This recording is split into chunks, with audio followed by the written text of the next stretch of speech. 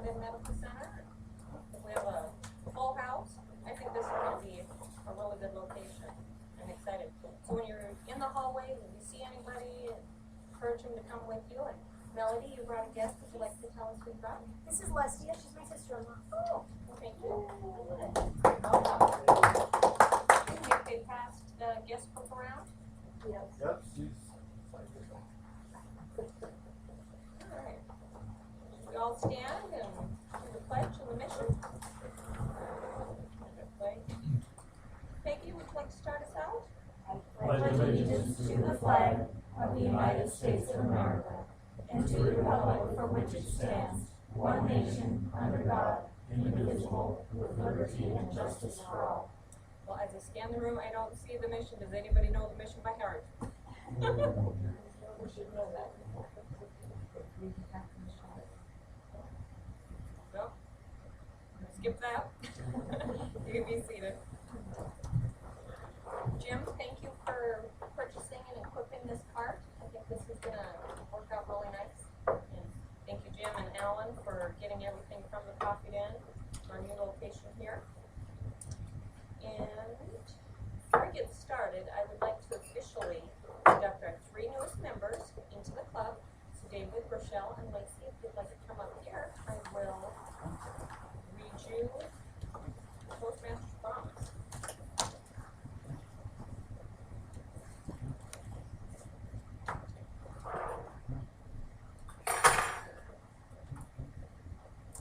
I will read these through to you, and then at the end, if you would like to respond to them.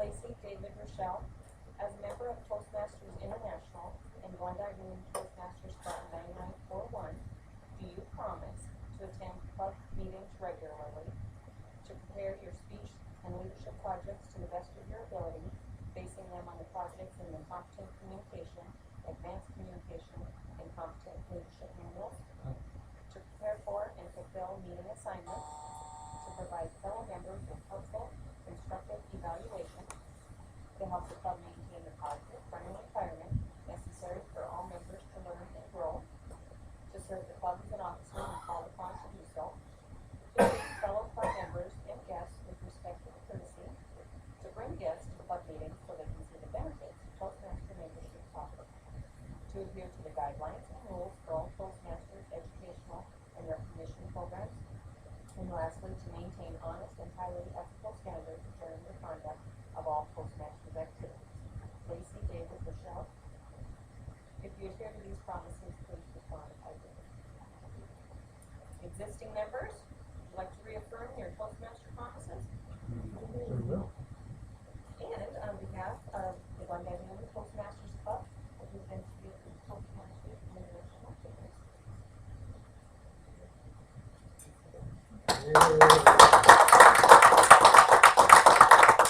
Nice to have new members, and you do have the new Toastmasters pin, and I think it was Leah Ringen made us these bean cakes.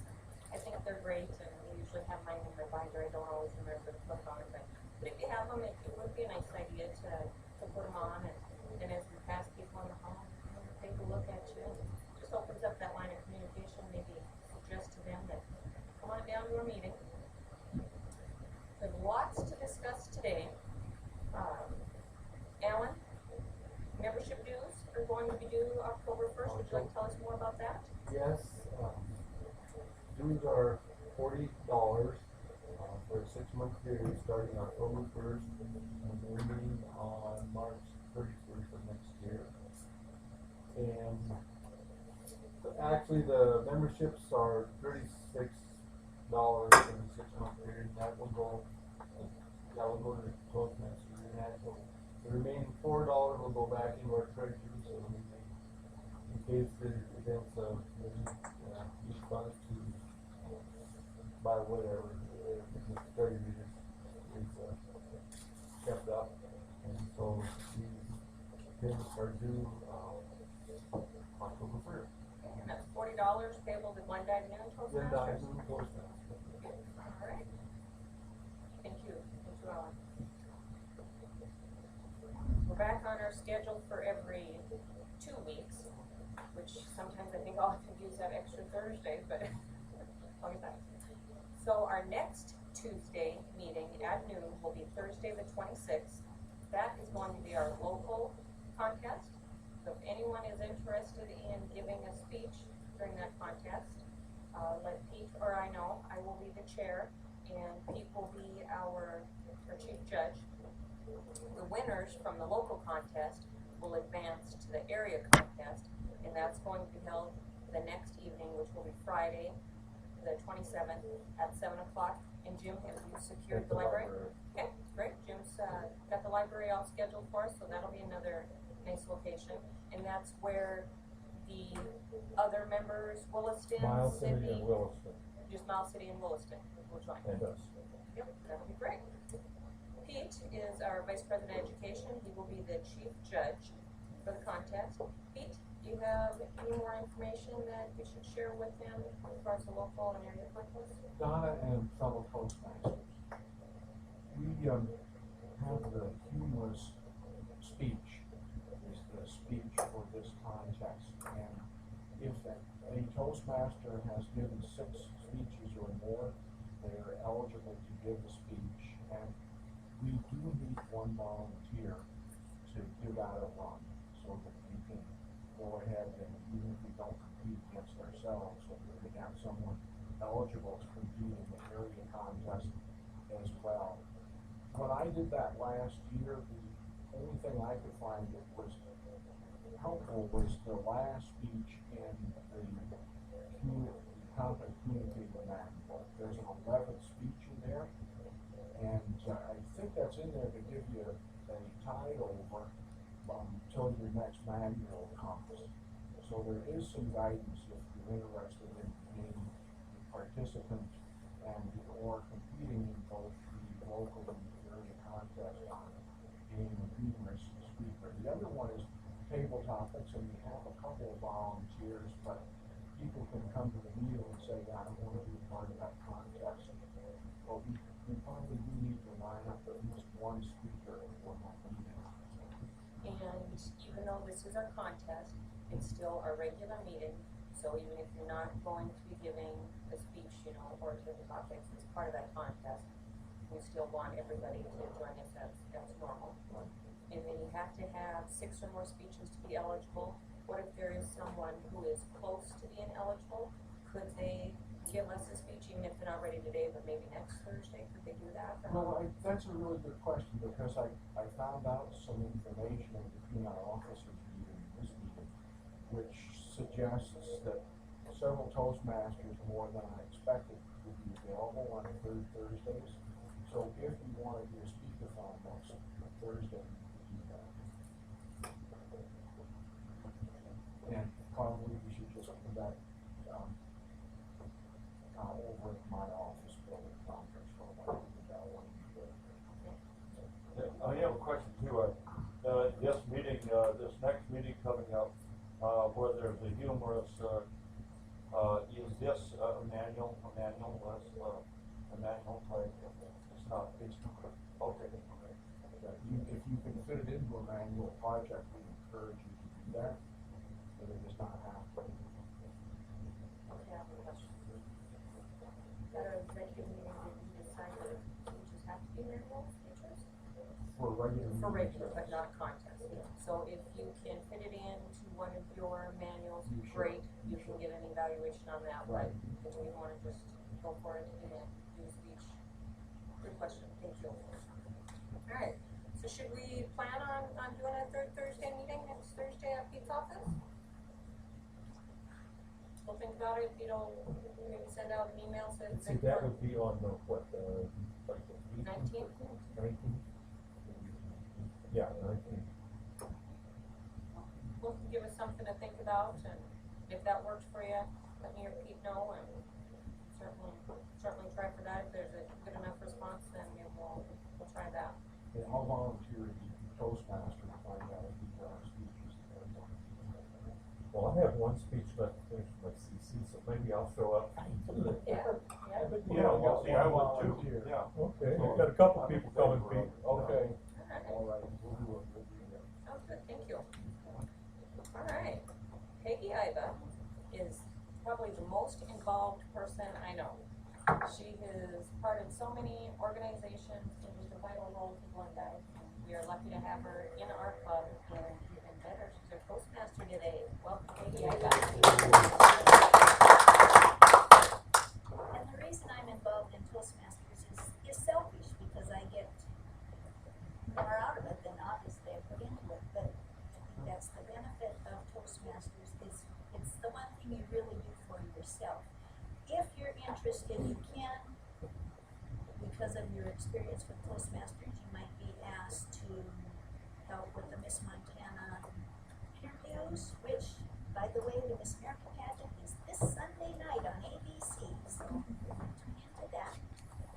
Or, I was just asked before this meeting, ran into Emily Boyles, and there will be a speech contest at the high school this year, the second weekend in January. Last year they didn't have one, that's why we weren't asked. But she said, would the Toastmasters be willing to be judges again? So put that in your memory bank for the second weekend in January, and we'll have more information. Yeah. Donna, did you have a joke? I do. I thought I saw Jay for, Yep. so I would like that now, we'll start that out. All right. There was this little old lady, and she was flying for the first time, and she was so nervous. And as she boarded the plane, she stopped and asked the pilot, she said to the pilot, I've never flown before. You will be sure to bring me down safely, won't you? The pilot responded and said, all I can say, ma'am, I've never left anyone up there yet. Oh, boy. That is reassuring. Our team today is going to be guided by a general evaluator, Jim Squires, so maybe he would like to introduce his team. Yes, we have two speeches scheduled for today. Virginia will be doing a 5 to 7. Rochelle, is yours a 5 to 7 as well? For Virginia, Lacey will be doing her evaluation. And for Rochelle, David will be doing her evaluation. Kind of keeping this in-house, aren't we? So, and then we'll proceed from there. That's my And, report at the moment. The way, which is word of the day, Schedule. is melody. So Melody, do you have a word of the day? Sorry. Sorry. Yes. The word of the day today is metonymy. An odd word. It's a noun, a figure of speech consisting of the use of the name of one thing for that of another, of which is an attribute or with which is associated.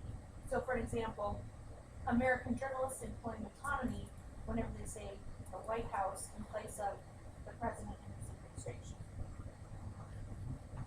I'd never heard this one before, so that was metonymy. Yeah. Say autonomy or metonymy? Metonymy. M-E-T, Yep. M-E-T-O-N-Y. Yep. I thought I made it big enough, And but what's it mean again? a figure of speech that uses the name of one thing for that of another, with which it's associated or an attribute of.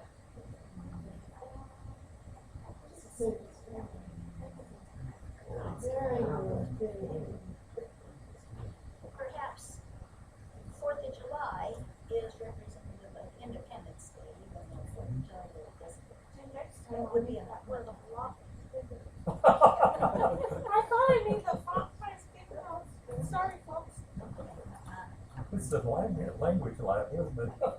Oh, any other place it might have been. Our first speaker for today is Virginia Say, and Virginia is a charter member of the Glendive Toastmasters, which started 10 years ago last May. She started as secretary of this organization for the first 6 months, and since then she has been the sergeant of arms for the last 9.5 years and does a great job of that. Today she is going to be speaking on how to make unbaked cookies. Help me welcome Virginia Say.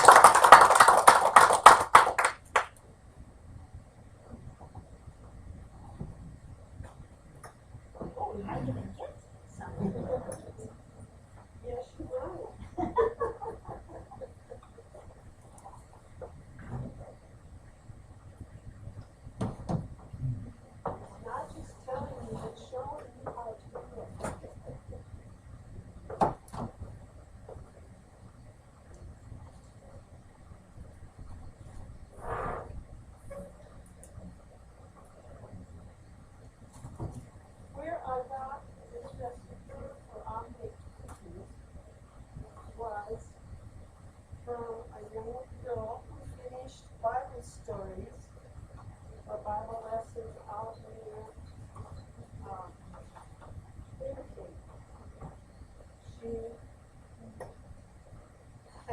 finished them, and I decided to take the certificate out and give it to her.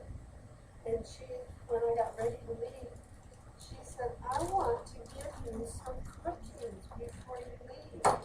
And she gave me a whole dish of cookies, which you will see later. They're in there. But a plastic container about this big. And these are cookies that you just mix up and have fun stirring them together. So I took this lid off here. And it says to use creamy. Let me see where I put. The recipes. And I have recipes for you if you want one. Creamy peanut butter. And I bought some downtown. I got some, and it said that it was creamy. But when I got it home and tried to take it out of the jar, it was very stiff. Very stiff. I could hardly get it out of the jar. And you use a half a thing, and so I ended up putting it in my mixer and added a little more oil to it, and I had some other peanut butter that was crunchy peanut butter, but it was thinner than the peanut butter in the creamy peanut butter jar. So you use peanut butter and you use honey. Let's see, honey, I want to turn it like this. If I can squeeze it all out of here for you. I may have to have somebody else do it. Oh, you know what? I bet it still has that. Still sealed. So I'll let you take that. Nowadays they have While you're everything doing that, safety, I'll let you safety. do that. Yeah, I can pop that lid off. No, it's this. Then you put a teaspoon of vanilla in with this. So it makes it real easy to do. Yeah. Put that there. Instead of messing up the thing here.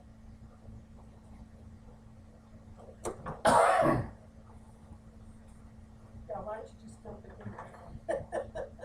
That'll be easy for you. I'll be your assistant. Right now, you may be my assistant, which would be my what? What's that metronome? Help me.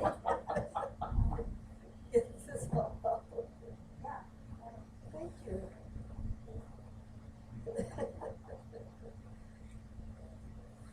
So you just stir this around and around. When you get that all stirred up, then you add your other things. This is wheat germ you put in with it, and some oatmeal. It has to be your quick oatmeal. You put a cup of that in with it, and you put some coconut. I've got 2/3 cup of coconut here. Yeah, 2/3 of a cup of coconut here with it.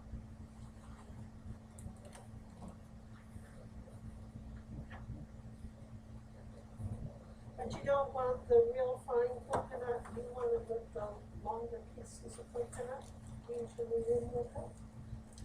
And then you put in a half a cup of chocolate chips or raisins. And I'm not gonna try to mess up, but maybe I can. Put these in here, so you have a half a cup of these.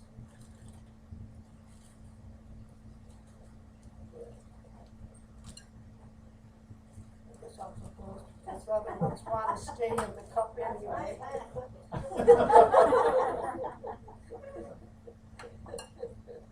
So then you just mix this all up real good until it's all nicely worked in.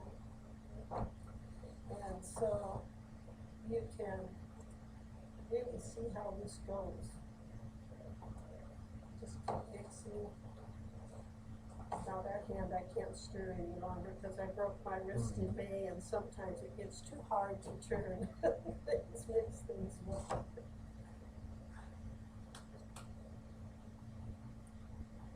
It's interesting how the very first time I made this, you probably, if you had been there, you probably would have laughed. Because the first 5, after making 5 of these little cookies, because you take some and you put it in your hand and you roll it to make a ball. And because I did it right as I got through mixing it, I ended up with coconut on both sides of my hands. I mean, my hands were a mess. So I just took a knife or a spoon and cleaned it all off.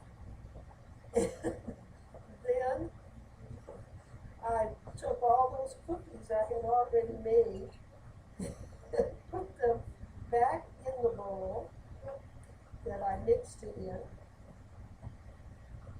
put it all in the refrigerator. Because once you make these cookies, or even before you make them, when you get this mixed up like this, it's better to put it in the refrigerator and let it get cold for at least an hour or more. And so that's what I did. I put it in the refrigerator, left it there, and then an hour or maybe 2 later, I went and took it out and made, so you take about this much, you put it on your hand, and then you roll it up. Not a bit of that stayed on my hands when I did it after it was cold. And I want to show you these cookies. They have to stay in the refrigerator, because if they're not, and I hope there's enough for everybody, you may each have one. You just pass it on around. And but you keep them in the refrigerator. And that's the little container the young girl gave me that had finished the Bible studies. And she says, I want you to try these.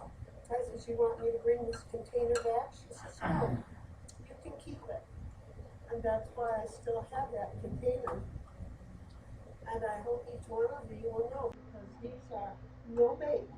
You never do any cooking with any of this. You just use the plain ingredients with it. And I thought that was so interesting on how they were made. So thank you.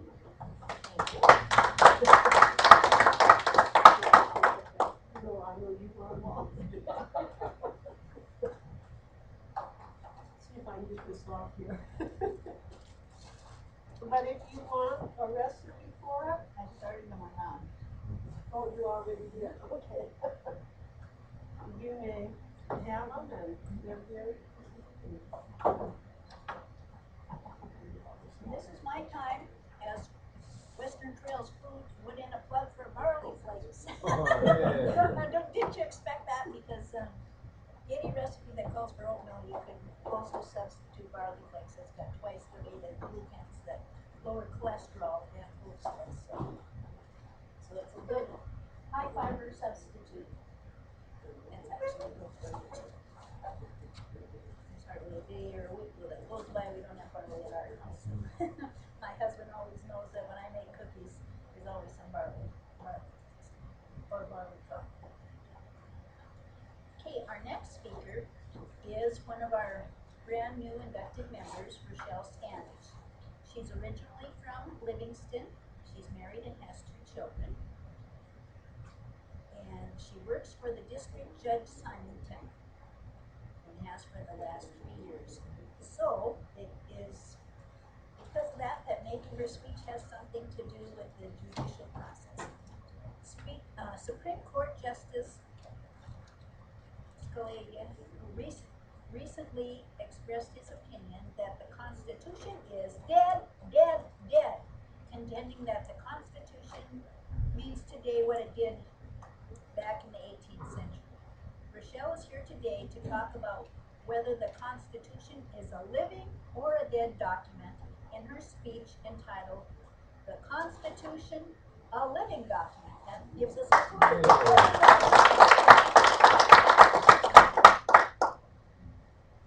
Thank you, Madam Toastmaster.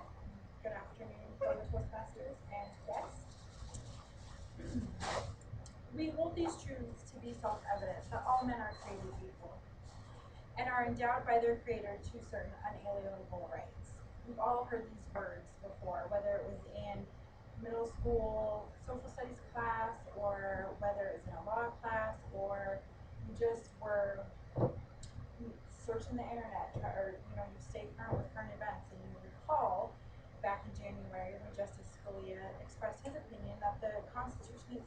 living document. In fact, it is a dead document. That it means today what it meant back in 1792 when the Bill of Rights were ratified. I am of the opposite mindset that it is in fact a living document. The framers of the Constitution left limitations of the Constitution up to the interpretation of our Supreme Court, which means that it will constantly be changing. The Constitution is what has been referred to as an anti-democratic piece of work. It protects the rights of individuals as opposed to the rights of a group or the rights of government. In fact, it tries to keep government as small as possible as far as infringing on our personal rights. Most of us are familiar with the major amendments: your freedom of speech, your freedom to choose your own religious, to peaceably assemble, that would be the First Amendment, the right to bear arms, due process, the right to protects the Fourth Amendment protects us against unreasonable searches and seizures. We have a right to a speedy trial. It is very, very protective of the criminal procedure and the individual's rights who's being charged with a crime.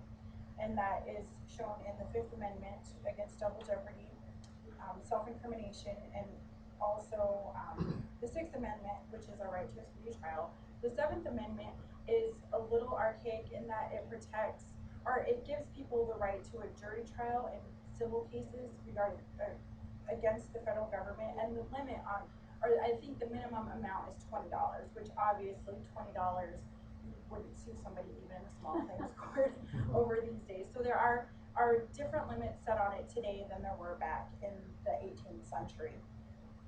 The Eighth Amendment protects people against excessive bail and cruel and unusual punishment. And I'm going to skip the Ninth Amendment just because I'm going to go back over it in the main part of my speech. And the 10th Amendment just basically states that any powers that are delegated by the Constitution to the government are left up to the people or the states. Now I'll go back to the Ninth Amendment. The Ninth Amendment states that all the rights specifically not spelled out in the Bill of Rights are reserved by the people. This amendment is what basically protects our silent rights: our right to marriage, our right to education, our right to travel, and our right to privacy. None of those words actually are stated in the Constitution, but they are given to us through what we call landmark cases, where the Supreme Court has gone through and said, even though the Constitution does not say you have a right to privacy, we're going to interpret this amendment to give you your right to privacy.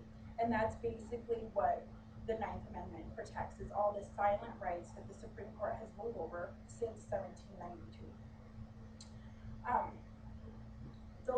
A lot of those landmark cases revert back to amendments that aren't necessarily in the Bill of Rights, but amendments that have been passed since the ratification of the Bill of Rights.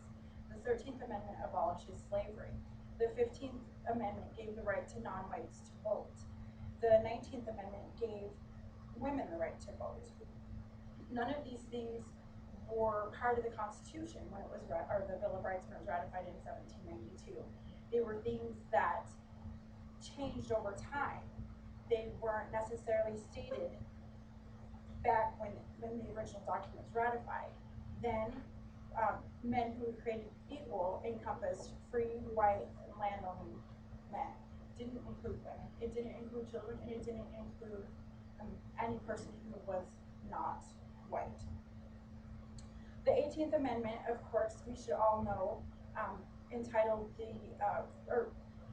brought about prohibition, when the whole entire United States was effectively cut off from all alcohol. We learned by that mistake. By 1933, the 21st Amendment was passed repealing prohibition. And then, of course, the 14th Amendment is another major one, and it goes back to due process and equal protection.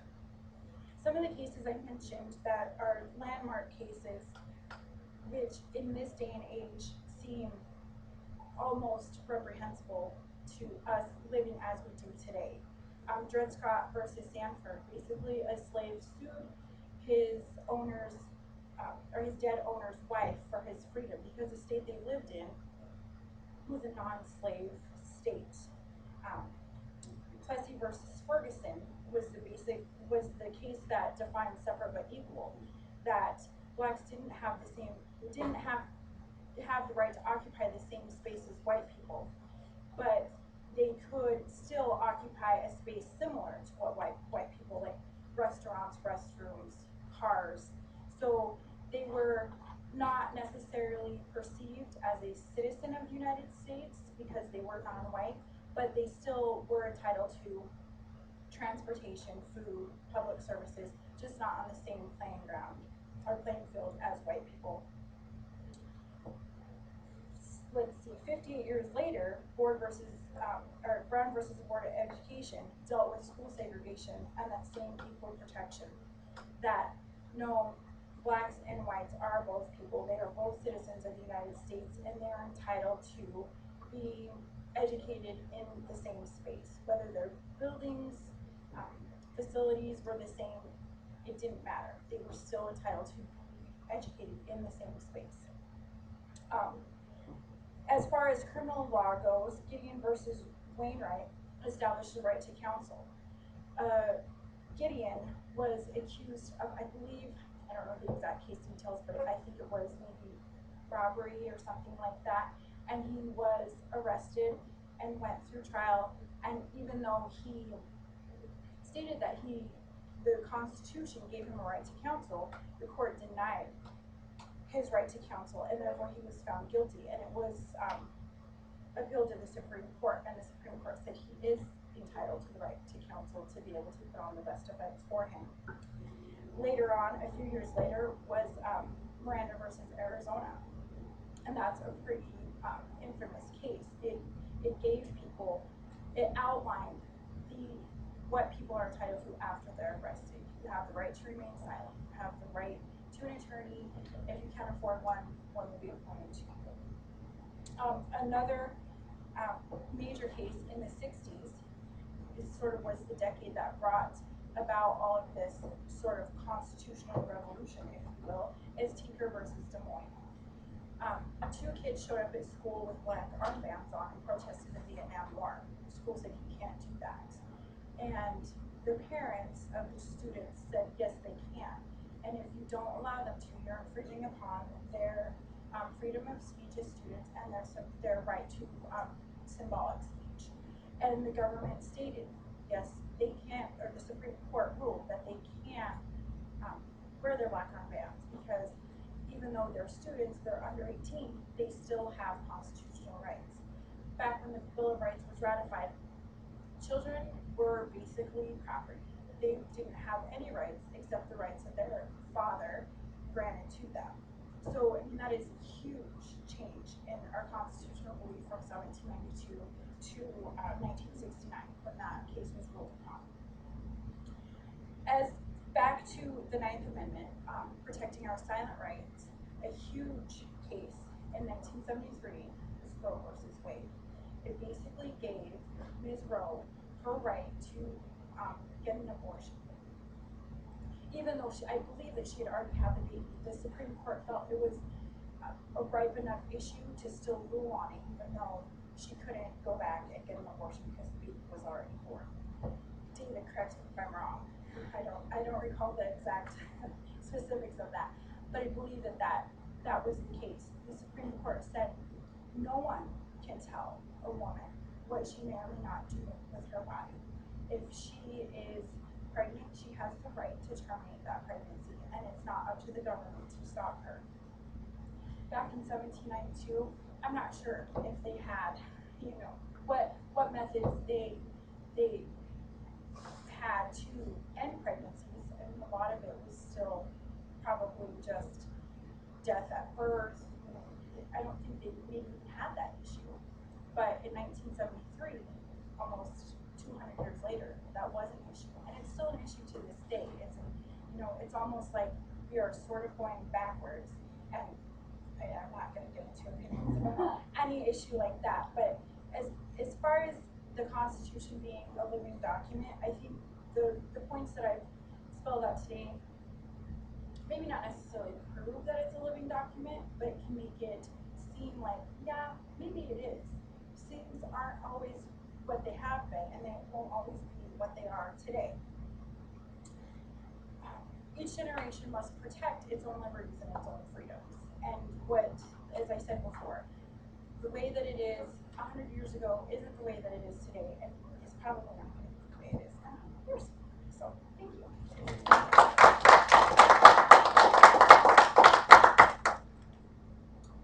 Thank you, Rochelle. That's why I like Toastmasters. You have food for the body and you have food for the mind here. That's very interesting.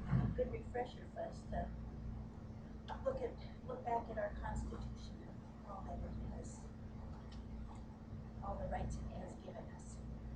We now have time for a few table topics, so I'll call on table topic master Donna Hammond, who works for Edward D. Jones and is a mentor for many around.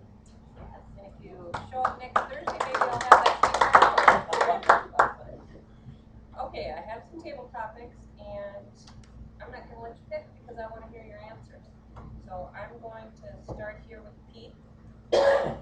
Pete, would you please share with us how you use pictures and symbols as notes to kind of jog your memory when you give a speech?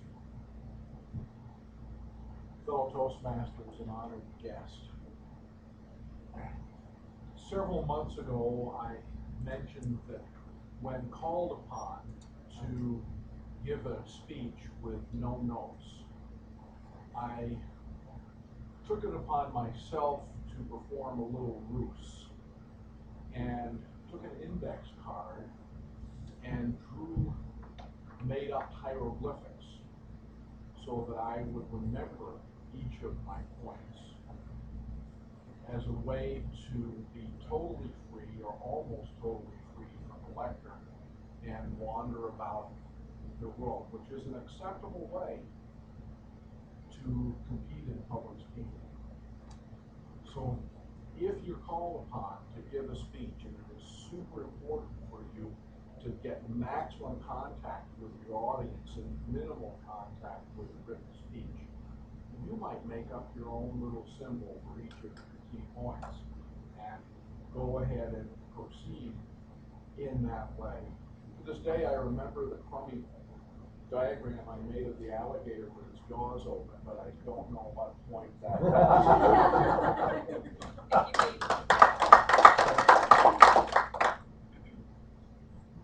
Jim, you have a great suggestion called Hook, Look, Book, Tuck. Would you share that with us, please? The easiest way I know of to, Madam Table Topic Master, the easiest way I know of to organize a speech, to identify parts of a speech is with this hook, book, look, took approach that incidentally I learned on an extended drive with Pete Bruno. What it is there was a gentleman who did his master's work, and this is what came out of it were a number of different seminars. He did these evidently all over the United States, has application in every field of endeavor. Hook is how do you capture people's attention? Toastmasters has always used their own terminology on how to engage your audience. Book is how to organize something. It's organized into chapters with perhaps a prologue and then something at the end. It's simply the organization. The look relates as much to physical gestures and features and vocal variety, that type of thing. The took is the take-home message. What did I get out of this? In 3 days from now, how will that speech impact my decision making?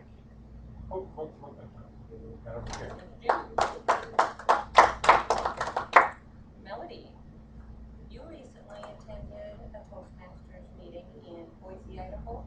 Tell us, well, first of all, how did you find that club and what did you learn from it?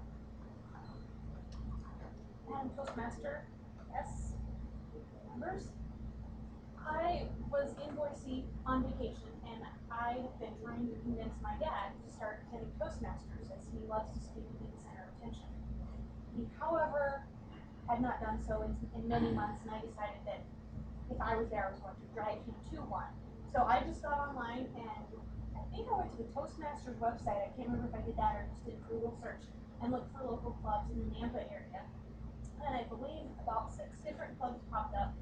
So I looked through and found one that would work at a time with his work schedule, and we went to the meeting. It took us a little while to get there.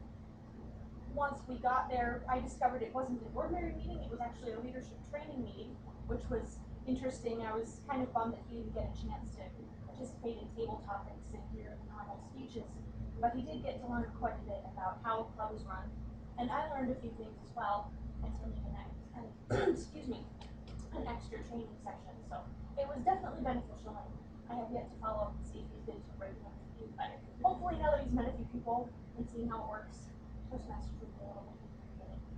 Maybe they'll reach out to you. Yeah. Thank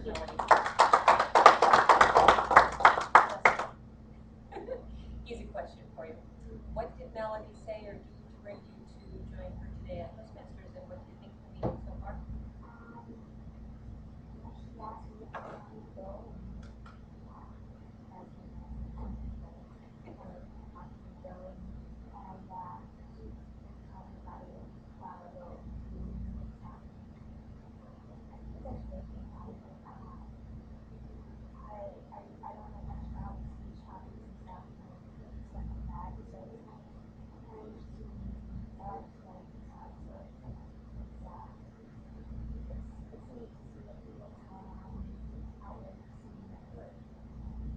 Well, we're glad you came. Thank you.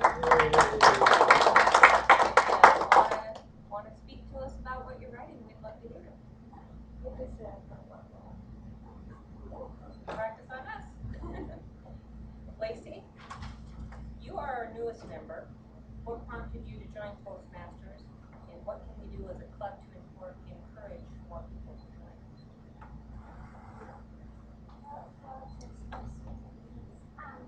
I actually am a member of the Healthy Communities Club, which some of you guys are too. And so I actually first heard about it there, and my boss Susan has said that some of our board members have been members in the past of Toastmasters, and so she brought it up to my attention because I do a few presentations throughout the year with campaigns and different topics for my job with the Domestic Violence Program. So we thought that this may be a good step for me to take. So that's why I joined Toastmasters. And I don't know, maybe some things that we can do to promote it like on the internet, maybe about Toastmasters. I know technology is like a big thing, especially with people with monitoring it.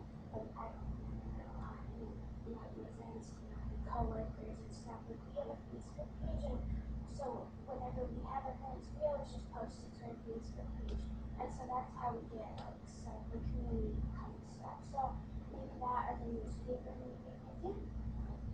Thank you. That is a good suggestion, especially with the younger folks. Word out that we're not like all sorts of ages. Ken, you are already a very good speaker and very interesting to listen to. Why are you here? What do you get out of Toastmasters? You're already so good. Tell us what Toastmasters does for you. And Toastmaster, fellow Toastmasters, and yes, Toastmasters. I'm not that good. Not even, I don't even approach that good. But, well, I've been in the Toastmasters on and off for, I don't know, 30 or 40 years. I don't know, I lost count. But I haven't been in for a while because of my health and everything. I've been really not feeling very good. And I feel better now, so I'm back. I get a lot out of it, even writing, organizing your mind, and I've always tried to speak without notes. And that's pretty easy if you get the hang of it. If you have something you want to talk about that's got a chronology to it, like if you're going here to Helena or something, so you don't even have to remember that. You know the chronology to it. But if you have something that doesn't, then you can have it's a technique that I use, and it works every time if you strictly adhere to it, and that is, say like shredded wheat's better than Cheerios, or vice versa, doesn't matter about the topic. Give 3 reasons why that's so, expand on the 3 reasons, sum up the 3 reasons, and sit down. So that's a 5 or 7 minute speech. Right. And sitting down is important. Most of the time when you start out speaking, you talk too long. So say all there is to say, and then sit down. I think there was a story about the White Rabbit when he in Alice in Wonderland, and he was going to go up before the Queen talked, and so he went and asked the King, "What should I do? I'm nervous. You know, the Queen is off with her heads and everything. And what should I do?" And he said, "Well, start at the beginning, go all the way through to the end, and then sit down." And stop. And I think I will take a note from Ken, and we're running out of time, so I'm gonna sit down. Thank you, Donna. Which brings up a couple things that both Melody and Lacey brought up, and that is making sure we get the word out. I noticed on Toastmasters International, it still had the coffee den listed as our place. I did send an email to the chamber, but we certainly should have it on our Facebook page as well, and that's very good. Calling on the timer, Alan. Timing for both the speeches as well as the table topics. Toastmaster, fellow Toastmasters, and guests. Virginia supposed to speak for 5 to 7 minutes. She spoke for 7 minutes and 37 seconds.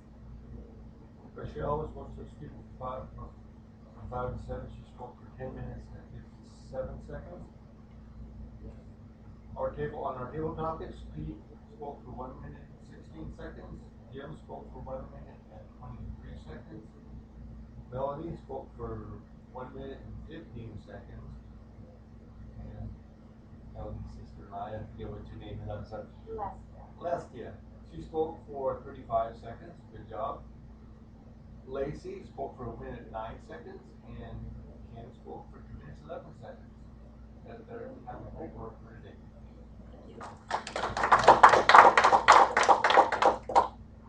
I see we don't have our sheets in front of us for voting, so we won't vote on the speeches because both are for a little bit over their time. So on the others, we want to go by a hand vote or just say good job everybody. Good, it was excellent. All of them were excellent. So today we won't be giving out any special awards. But we will, I guess I'll call on Jim Squires to lead us in the evaluations. Thank you, Madam Toastmaster. We have 2 evaluations.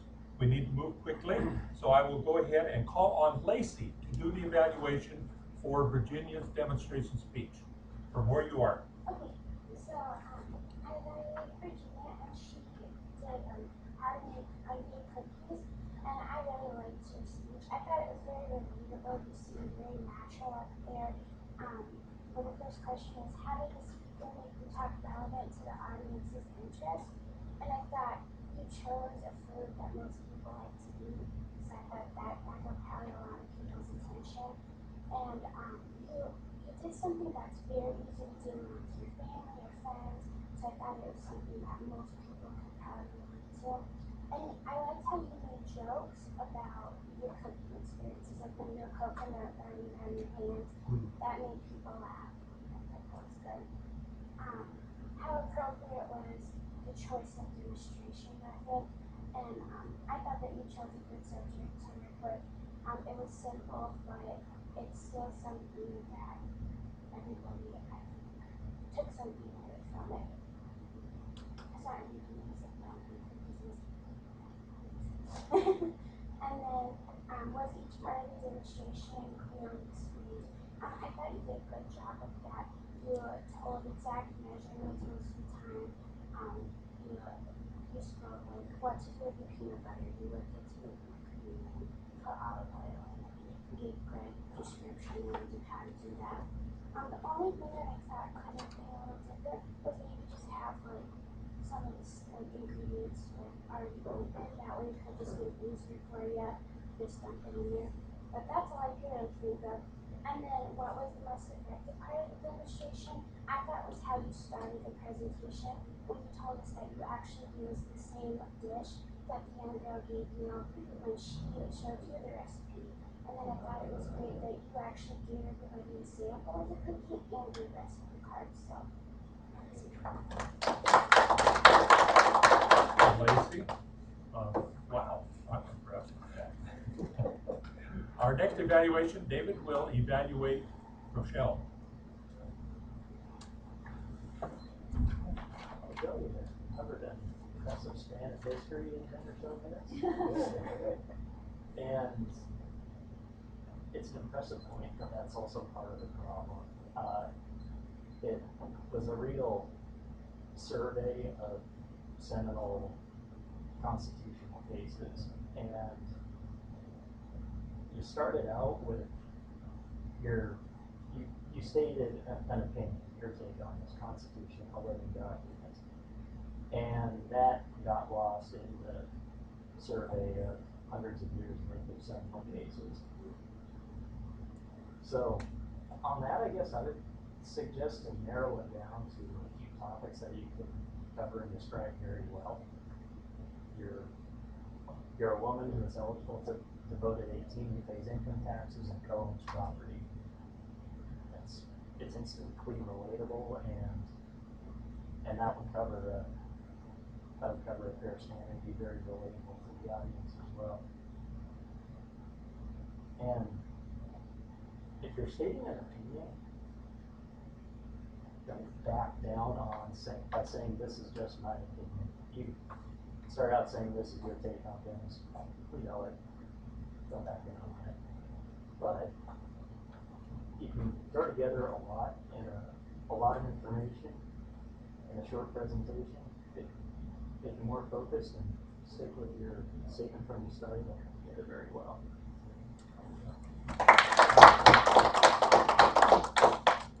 Normally I'd call on the word of the WAG. Were there people who used autonomy today? Yes, Virginia used it once. Okay. And do you have a report for other I do, grammatical? To open with, we had quite a lot of ahs and ums today. Lacey used between her two speeches 13 times. Ken used it 8 times. David had 2 uhs. Peggy had 1 or I heard a lot of people using and as space fillers. I also heard no and I mean used quite a bit instead of pauses.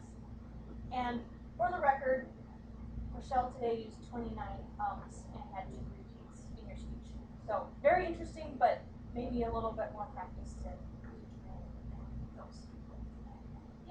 That is all. And I used 1 and I don't think so.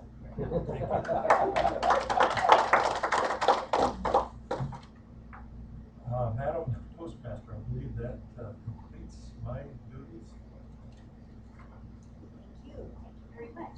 So our next meeting in 2 weeks will be the contest. So if anyone wants to give a speech, we get a hold of Pete because he's the judge. This weekend, though, if you want to be out and about, it's Yard Art Fun at Brenda Stockard's house.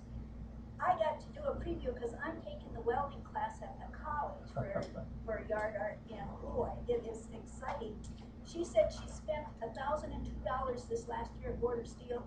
I thought I was flabbergasted to spend $19 on junk yesterday. But hey, it turns out to be pretty good stuff. So take in that, and then remember the Miss America pageant this weekend too. See our Sheridan Pope from Sydney. Any other business? I would just like to remind everybody that he could graciously offer his office next week and our third Thursday speakeathon. 313 West Valentine behind KXGM. And this will be a speakeathon now, and this And this will be about the humor of speaking-a-thon. Nope, it can be anything. The Next contest week, is next week humor. is anything, and 2 weeks is the contest, which is the humorous and table Yeah, contest. and I got that straight. And then next week also is a manual of meeting. This meeting will be on Glendive Toastmasters on YouTube, when David posts it after a few hours from now. It's going on this, it's being recorded, we're right at the end of it. I'll drop this to David and he'll post it at his convenience sometime later today. Okay, thank you very much. Meeting adjourned.